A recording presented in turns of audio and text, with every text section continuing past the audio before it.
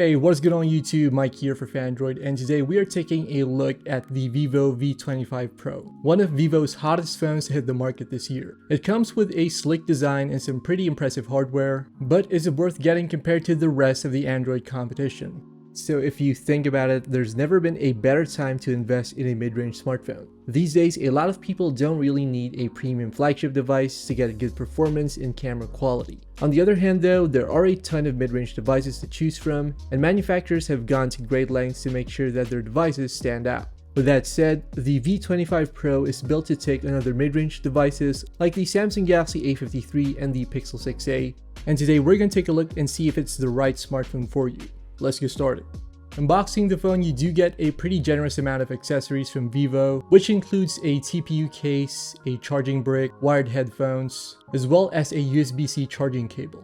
Going over how the phone looks, it's pretty obvious that Vivo didn't hold back from giving the V25 Pro a design worthy of going head-to-head with more premium smartphones.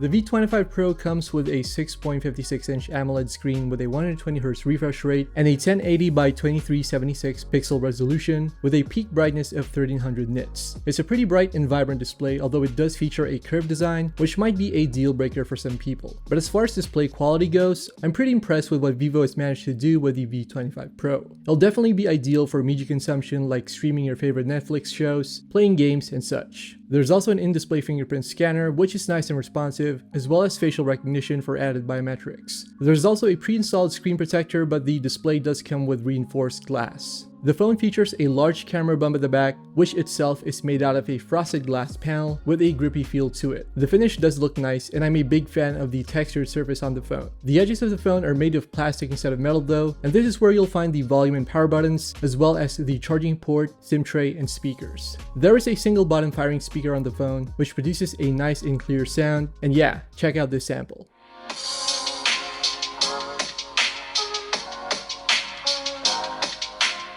Overall, the phone has a pretty solid design, and I think that Vivo has managed to craft a beautiful looking smartphone here. While I do wish that the sides were made of metal, it's still solid overall.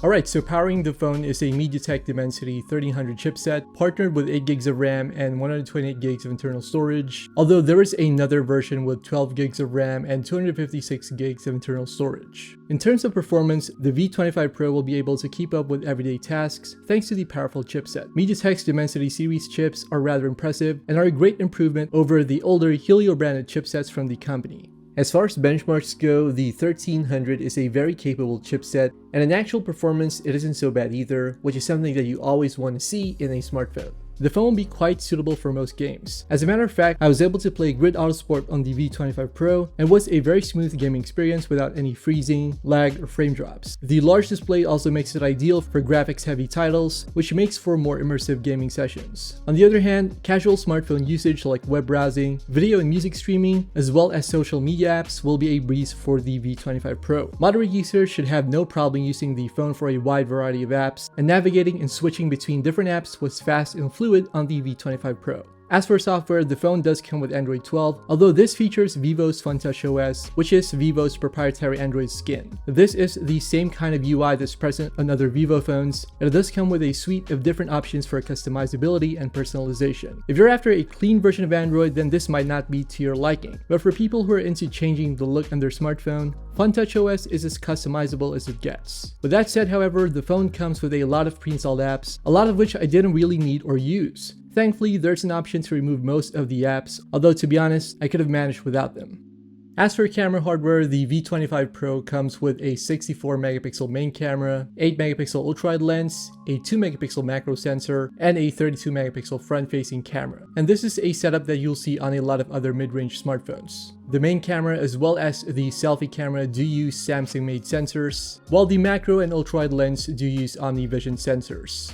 With that said, I do think that the V25 Pro's camera performance can get you generally good looking photographs, and folks looking for a device that they can use for a lot of social media posts will be satisfied with the general performance of the V25 Pro's camera hardware. Photos are nice and vibrant, and there's a decent amount of dynamic range in most pictures. In general, I do think that photo quality is pretty similar to what you get on a lot of other Android mid-rangers, although Vivo's computational photography does place it a step above the run-of-the-mill photo quality on cheaper devices. Low light photos are pretty decent though, although although there's a definite presence of grain in darker nighttime situations. The phone can record a maximum of 4K resolution videos at 60 frames per second with some rather clear video quality. With that said, I did find video stabilization a bit lacking, and phones like the Pixel 6a offer better stabilization at a similar resolution and frame rate.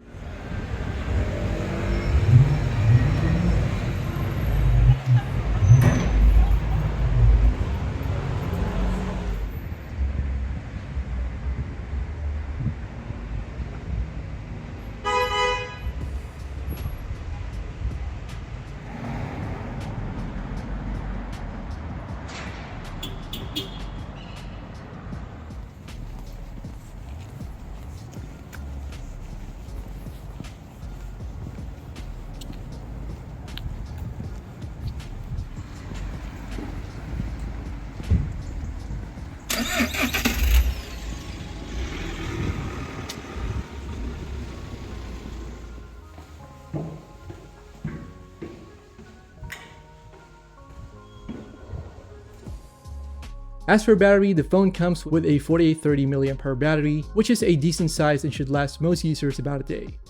While most mid-range smartphones do come with 5000 mAh batteries, the V25 Pro isn't exactly a pushover, and you can get enough usage from morning until night.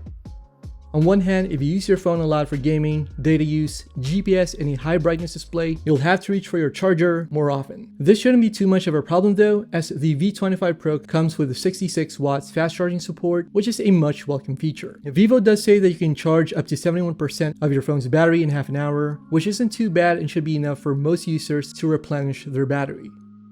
Fortunately, there's also support for wireless charging, and while it is not as fast as the 66 watt charging speed, it's a nice addition to the V25 Pro's list of hardware features, and it's something that you don't get on a lot of other mid-range phones out there. As for the price, you can pick up the base model of the V25 Pro for around $450 in the US or around 450 euros. At this price, it's got its sights set on phones like the Nothing Phone 1 and the Pixel 6a to name a couple.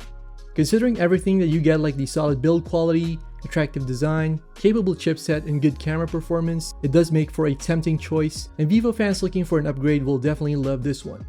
There are some factors to consider though, like a heavily skinned version of Android, which may or may not be to your liking, and folks after a more stock Android version of sorts might want to reconsider. But if that is not an issue at all for you, then the V25 Pro is a solid choice for a mid-range smartphone.